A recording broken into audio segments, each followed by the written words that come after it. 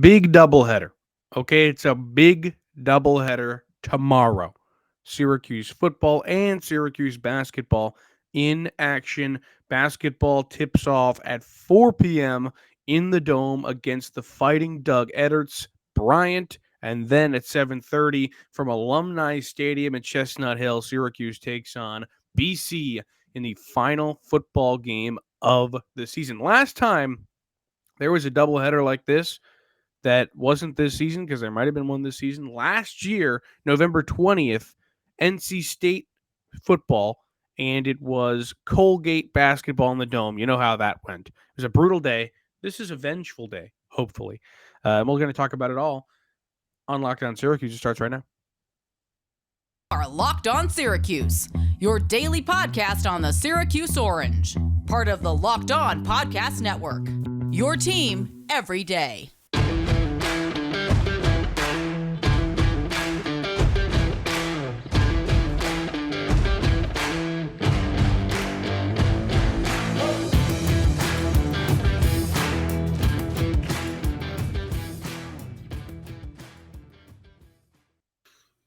This is your Friday episode of Locked On Syracuse. Thank you for making Locked On Syracuse your first listen every day. We're free and available wherever you get your podcasts. I'm Matt Bonaparte. He is Owen Valentine. We will be joined by Max Chadwick shortly. It's a wonderful day where I am, Owen, except for some rain. How about you up in the Cuse? It is. It looks kind of crappy out. It's not snowing. There's some rain, some nasty wind. Let me pull up the old weather app. It is kind of warm, though. 46. Wow, big. I'll take it. Before we do start the episode today, I would like to say thank you to the audience because we have hit our benchmark of 2,000 Twitter followers. I believe we've skyrocketed past it up towards 2,100 now. We've got 2,031 followers on Twitter. We appreciate that. If you haven't followed us on Twitter, go over there at LO_Syracuse. That's where you can find us. And we're really getting towards the goal for 1,000 subscribers here on YouTube. We have 924. So if you're an audio listener that doesn't like not seeing our faces, come over to YouTube, hit that subscribe button. If you're an audio listener who just wants to support the boys, just go hit the subscribe button. We'd appreciate it. And of course, Owen, your offer of sending a family of 4 or 5 if there's a case to a game still stands for basketball season, yeah? I don't see why not. I like basketball. I like football. I hope the fans like both. I would argue maybe our fans like basketball more than football in terms of where their true allegiance lies. And so maybe which is why we're going to start with what we want to see in that basketball game first today. Okay. Because also it's the first game of the two. How about you begin? What's the thing you want to see in this game? The thing I want to see is a strong bench performance coming in by someone not Monir Hima. We've seen Hima come in and do his thing, and he is an absolute blocking machine. I was looking at Ken Palm before we hopped on. His block percentage, he blocks 1 in 5 shots that are faced that he can defend against, which is absolutely absurd.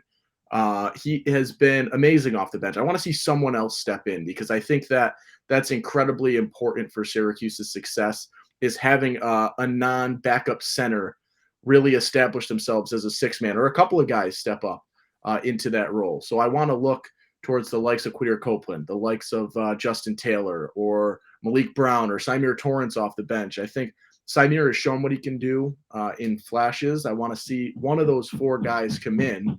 And there's construction going down in the basement of my house. I apologize if you hear a hammer pound against the wall. There it is. This is audio at its finest, folks. So here we go. I want to see one of them step up and have that big game and come in off the bench and say, hey, look what I can do, right? Whether that's Taylor coming in and hitting a couple of threes, or Malik Brown has done it a few times, come in and be that sort of quick spark where he plays with just that high energy. And I feel like he does what you want him to do when he's really efficient and crashing boards, getting blocks, doing that kind of stuff. Just one of those guys to come in and really have that big time performance, I think will go a long way in terms of my eyes looking at this team, and for the team as a whole to be able to build off of that. Yeah, I think you've hit the nail on the head. No pun intended there. Um, That was good. pun intended. But I think you're right. The bench really needs to step up because what did Boeheim say before the season? We're going to play 9 or 10 guys. Fooey. All right, fooey. There's no way he's going to play 9 or 10 guys against St. John's, which I think undoubtedly was the most competitive game Syracuse has played this season. It was sloppy on both sides. Neither team shot the ball well, but I thought Syracuse might have played its best game in terms of heart and hustle. And they only played 8 guys, only 7, 10 or more minutes. So I really think that he's gonna, he's gonna play 7 or 8 guys at most. I mean, we didn't see Justin Taylor, we didn't see Malik Brown, we only saw Quitter Copeland for 8 minutes, and we saw Joe Girard for 38. So hey, maybe take away some of that guy's minutes and give him to somebody else. But anyway, the thing I want to see in this game is a statement win inside the dome. Okay. Syracuse this season has yet to win a game and convince everybody that, oh, maybe they're good. Like that hasn't happened yet. So I want that to happen against a team in Bryan who hasn't beaten anybody in the top 100 in Ken Palm. The one time they did play a top 100 team, which was number 75 FAU, they lost by about 10 points. Syracuse should be able to go out there and really beat them by 10 plus on the home floor. There's some really good talent on this team that Syracuse saw a couple years ago in 2019 in the opener in which Barama Sidibe got hurt. They won that game 85-84. And Boeheim said, Bryant's a really good team. It's classic Boeheim speech jargon. But I don't really care if this is the greatest recruiting class of all time, Jim. They should beat Bryant, and they should do it easily inside the dome. Because also, fans haven't really shown up for basketball games so far this year. And on a Saturday at 4 p.m., the dome should be packed because I know 10 years ago it would have been. So let's get back to that point because Syracuse basketball should be a winner this year with the amount of talent that's on the roster. All right, let's switch gears and go to football. I'll start with the thing I want to see in that game, which is just finish the season with some dignity. Win this game and win it easily. BC is not a good team. Have they beaten NC State this season, who's a ranked opponent? Sure, but they are 3-8 on the year. Jeff Hafley, another tough year from the coach. They are 125th out of 131 teams in points per game. They cannot score the football, and they are terribly defensive as well. 104th out of 131 teams. They aren't good. Phil Jakovic, he's been battling injuries, whatnot. Emmett Moorhead's played more games than him. They are a mess. Okay, the Eagles are a mess, and there's no reason that Syracuse shouldn't just absolutely crush them. I don't care that it's an away game. BC is not good, and Syracuse just bounce back, get a win. Yeah, I think that should be the key, and that should be what you want to see with any, connection to Syracuse in terms of football. That is what you want out of this game. Finish the season with some dignity, get to 7-5, lock up a winning record. That is what you want. That's what you need. I'm going to sort of play off that. I want to see the defense step itself back up. I know they've battled injury after injury after injury. I'm very aware of that. But I want them to hold BC to fewer than 14 points here. First 6 games of the year, yes, they were playing lesser opponents, but Syracuse averaged 14 points allowed per game in the first 6 weeks of the season. Since then, it's been 32 points per game, over 32 points per game. Get back to what was leading to success, although the offenses weren't as powerful. This is an offense that BC presents that is very similar to some of the ones that you faced in that 6-0 start. I need you to get back to that level. That 14-point threshold seems fair, gives you a little bit of bend, lets you have a couple of moments where maybe things break or you get beat on a big play. Happens, but you got to minimize that and lock them up and get back to the ways that brought you success early on, so that there is I guess the relief of, despite how bad the last 5 weeks have been, there has been that big moment of, all right, they are 7-5 when all is said and done. Every wheel did not fall off the wagon. and they finish the year with a winning record. And I think that does go a much, much further way than the 6-6 finish if this game goes south. And if BC starts scoring points with an offense that really doesn't score that many points or shouldn't score that many points. Sure, I'm with you. I really would like to see that as well because, like I said, and like you've said, that BC offense is anemic. And that's, I'm sure, what Max Chadwick will say on the other side of this break in our chat with Chadwick. But first, let me tell you about Underdog Fantasy, the easiest place to spice up college football betting this season. It's easy to play and available in over 30 states. Just pick between 2 and 5 players across any team and decide if they will finish higher or lower. One of the easiest fantasy to play games out there, and you can win cold hard cash in a single game. Sign up with the promo code Locked On, that's one word, and Underdog will double your first deposit up to $100. Deposit 100, get 100 free. Go to underdogfantasy.com or find the Underdog Fantasy app in the App Store or Google Play Store. That's Underdog Fantasy, promo code LOCK. That's one word. Get in on the college football pick'em action today. Alrighty, back here on Locked On Syracuse. I'm Matt Bonaparte. He is Owen Valentine, and that is Max Chadwick. This is the Openless Chat with Chadwick. There's our piece of paper. It's right there. It's the chat with Chad. Chadwick, first of all, how was your Thanksgiving, pal? It was great. I know, Bones, you worked yesterday. I also had to work yesterday. I fortunately was able to work from home while I know you had to sludge through the Macy's Thanksgiving Day Parade to get to work. Oh, yeah. So I'm guessing my Thanksgiving is a lot less hectic than yours was. It was like swimming through the crowd at Lucy's. That's what it was like. It was absolutely brutal. I was getting elbowed in the gut. Everybody thought I was trying to get a better look at Snoopy. I was just trying to cross the street. It was brutal. But yeah, I cannot imagine. I told you earlier, like I went to that one time as a little kid and it was bitter cold. We got there at like 4 a.m. It was not a fun experience at all. Like I've heard going to New York City for New Year's Eve is a terrible experience too. Yeah, going into the Macy's Thanksgiving Day Parade is not a fun experience either in my experience at least. Well, I got to see Baby Yoda, so that was all right. That is cool. But give us some numbers on these games, Chad. Whichever one you want to start with, just start firing. Yeah, so I'll start with the football for the PFF numbers. Unfortunately, PFF doesn't have any basketball numbers yet. We are hopefully down the road going to do that, but as of right now, not yet. So I'll be using the good old KenPom for that. But football-wise, Boston College, like you guys are going over, they're terrible. They're not a good team at all. They're the second worst ACC team in PFF's power rankings, sixth worst Power 5 team.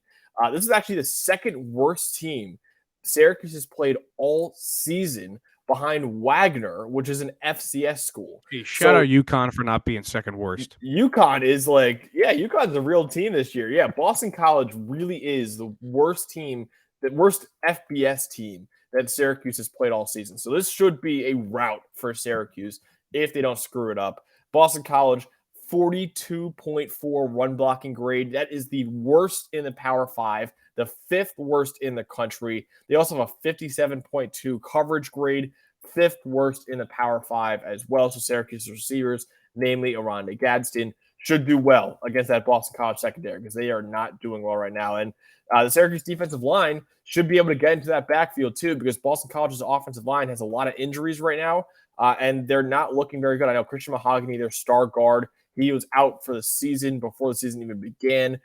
So that offensive line has really, really not played well so far. The one bright spot Boston College has on their offense, though, is wide receiver Zay Flowers, who is right now the number 96 prospect on our 2023 NFL Draft Big Board. And speaking of that big board, Syracuse has 3 players in the top 100 for the 2023 draft.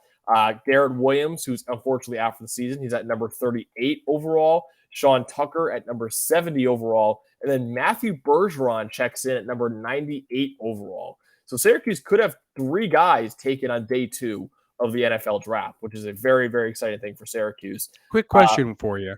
Yeah. How much do you think Garrett's injury will hurt his draft stock? Because we saw in the 2021 draft when Trill Williams was supposed to be a second-round pick, and he didn't get drafted because of an injury that we didn't know at the time. Yeah, it'll hurt him. It'll definitely hurt him for sure. I think Garrett's probably a better prospect than Trill was coming out, but Garrett not gonna be able to play in the Senior Bowl. Not gonna be able to play in the participate in the combine either. And then we'll see for his pro day. Like he might not be able to do any drills for scouts before the draft's over. So before draft happens. So that's gonna really hurt him. And for you to say, hey, just look at my tape and you'll be able to see that. That's tough because the Senior Bowl is very important for guys like him. The combine is especially important when you're trying to see how athletic a guy is. So Garrett not being able to do that could hurt him. And, I said earlier he could be the first Syracuse first-round pick since 2013. Probably not going to happen now, unfortunately, with that injury. So, yeah, it'll probably hurt him. He'll at least be a second-round pick, at least, I think, but it could be lower than that. I have one more question for you. Yeah. Do you think we saw a tweet from Emily Liker that said Sean Tucker and Marlo Wax will decide if they're going to come back after the season? Do you think Sean comes back? And if he does, do you think it boosts his draft stock, or is he taking a real risk? And if he comes back and it doesn't play well, he's got no chance. I think Marlo Wax should for sure come back. Sean Tucker, I think, would be foolish to come back. I think, Sean Tucker is an interesting cat. So he's going to, do what he wants always.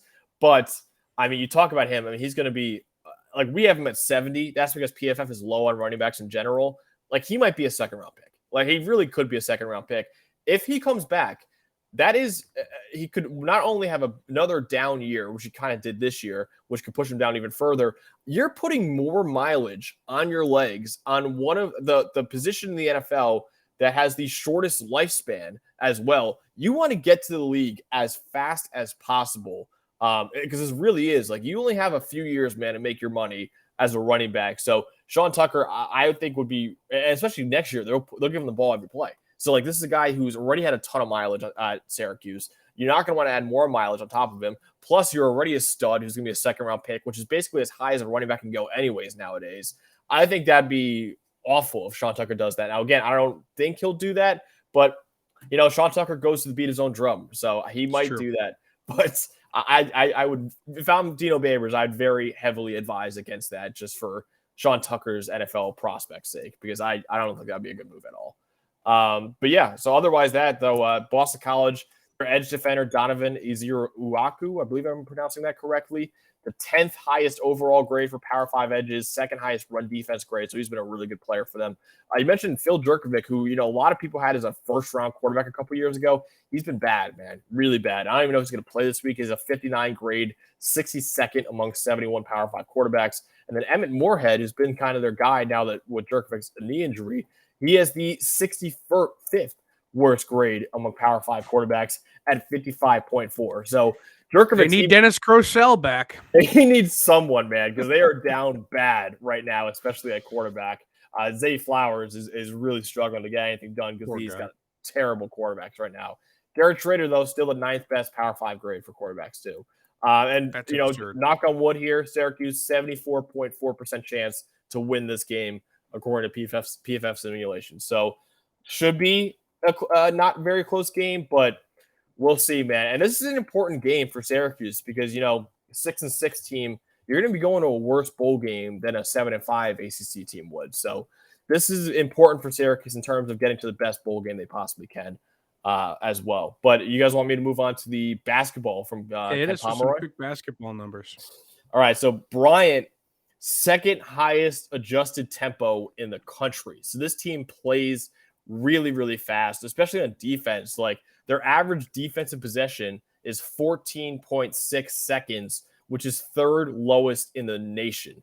So I don't know what really that says. They probably get a lot of turnovers, but Syracuse, is probably playing a little faster than they would expect against Bryant. Syracuse best in the country at avoiding blocks. Only 2.2% of their shots have been blocked this year. Wow, that's a good stat. Best in the nation. Also, second best in the nation at blocking shots at 20.1%. So Syracuse, amazing at avoiding blocks and amazing at blocking shots too. Mainly, Owen was talking about earlier, Jesse Edwards, 12.9% block percentage, 14th highest in the country. And Bryant is probably going to shoot a lot of threes because over 47% of Syracuse's opponents' points come from three-pointers, which is the 5th most in the nation. Over 70% of Syracuse opponents' field goals are assisted. 6th most in the country. That's kind of, what happens with the 2-3 zone. He's got to move that ball around as fast as possible.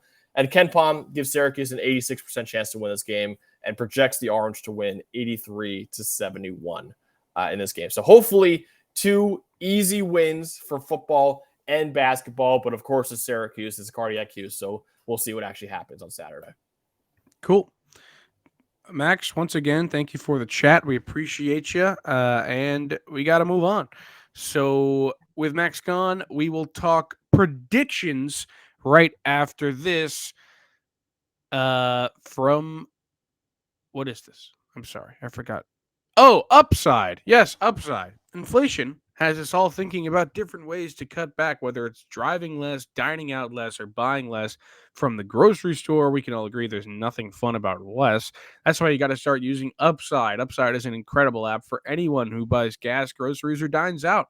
With Upside, you don't have to cut back because you get cash back on every single purchase. To get started, download the free Upside app, use promo code LOCKED, and get $5 or more cash back on your first purchase of $10 or more. Next, claim an offer for whatever you're buying on Upside. Check in at the business, pay as usual with a credit or debit card, and get paid. In comparison to credit card rewards or loyalty programs, you can earn 3 times more cash back with Upside. Upside users are earning more than $1 million every week. That's probably why they have a 4.8 star rating on the App Store. Download the free Upside app and use promo code LOCKED to get $5 or more cash back on your first purchase of $10 or more. That's $5 or more cash back on your first purchase of $10 or more dollars. Use promo code LOCKED. Okay, it's prediction time on Locked On Syracuse. I'm Matt Bonaparte. He is Owen Valentine. Let's start with basketball because basketball is first in the day. Do you want to do scores, Owen, or do you want to do spread, or do you just want to take the winner, money line? What do you want to do? Let's do a score. Why not? Okay, I can do a score. Gives us some input on, scoring wise and mainly looking at the gap here, obviously. Okay. But I think a score works. Do you want to go first? Or want me to go first? I like Syracuse in this one. I'm going to say 78-64 is going to be my number. I think Syracuse wins this comfortably. Maybe not as comfortably as you might hope, but I do think that Bryant has some good experience that could present some difficulties for Syracuse. And when these experienced teams come in, they have success against Syracuse, especially early on in the season, given how young Syracuse is right now. That's something that, you just need to be a little bit aware of. And it's something that could present challenge for Syracuse, maybe that they don't get the 20-point win I think want with a team like Bryant. I think this game is reasonably close, but not necessarily a game that you're sweating. I go back to that first game in the exhibition against Indiana from IPA, and they just had so much experience that they were able to, really run with Syracuse for a while. I think Bryant has enough experience to be in a similar boat where Syracuse can pull away at the end. But I do think Syracuse gets the win there. I think I said 78-64. And, hopefully Charles Pride plays well in that game regardless. I was looking at the Bryant stats just now, just like the rudimentary ones, like scoring per game and defense per game. The scoring per game numbers you got to take them with a huge grain of salt because they're first in the nation in scoring per game. 1 out of 363, but that's because they played Thomas in Maine and they beat him 147-39. So take that out. Take that right out. And they're not that great anymore. And they play really bad defense in terms of what they allow, including a game where they only allowed 39 points. So I think Syracuse is going to get its points in this game. But like you said, I am a little bit worried about, they're an experienced team. They've played with each other for a long time. Sharif Gross-Bullock and Charles Pride, your boy, they've been there for a while, and they toasted Syracuse a couple years ago. Like I said, Syracuse came up with the 1-point win, but there's a lot of talent here. and that's what worries me. I'm going to say Syracuse wins this game 85-77. So a close one, but a high-scoring one at that. Okay, let's shift gears to football. I'll start with a prediction. BC's a terrible team, like Max told us. Second worst team Syracuse will play this season. Worst FBS team Syracuse will play this season. Shout out to the Huskies. I'm going to say Syracuse wins this game. I think Syracuse is going to win, and I think they're going to win pretty big. It's giving me Duke vibes from 2019, where everybody was so upset and the season was going so poorly, and they went down to Durham and just battered Duke 49 to something. I think Syracuse wins this game like 35-10.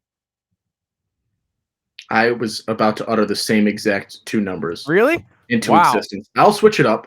I say they build off of I think they gained a lot of offensive momentum last week, and they can continue to build off of that. And BC is just a bad offensive team.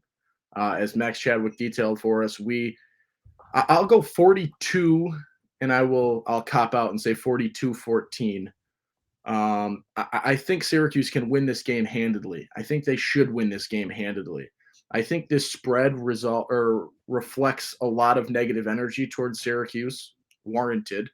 But I do think that they showed enough last week in terms of offensive progress and the return to some offensive success that maybe they can put up a good offensive number and end this season with a convincing win. And I want to remain optimistic in that ideal. Get to 7-5, and as Max said, get to a better bowl game than 6-6 gets you. So one win at a time, one game at a time. Last game of the regular season here, hopefully ends up with a solid win, because we have detailed what a loss means, and that is the confirmation of preseason predictions, most likely. Is that if Syracuse loses this game, they have a really, really good chance to be dead last in the Atlantic. And that is the reality of the stakes of this game. Syracuse is 10.5-point favorites per Vegas. You should not lose this football game. You need to win this game. You need to give the fans something to bring them back in and to build as this season comes to a close. Yeah, I agree with you 100%. All right, that's all the time we have on Locked On Syracuse. Thanks for making it your first listen. For your next, check out the Locked On Sports Today podcast, biggest stories of the day. They got instant reactions over there, big game recaps, and the take of the day. Can't miss that. Available on the Odyssey app, YouTube, and wherever you get podcasts. I'm Matt Bonaparte. He's Owen Valentine. We'll see you Sunday to recap everything under the sun after hopefully 2 Syracuse wins.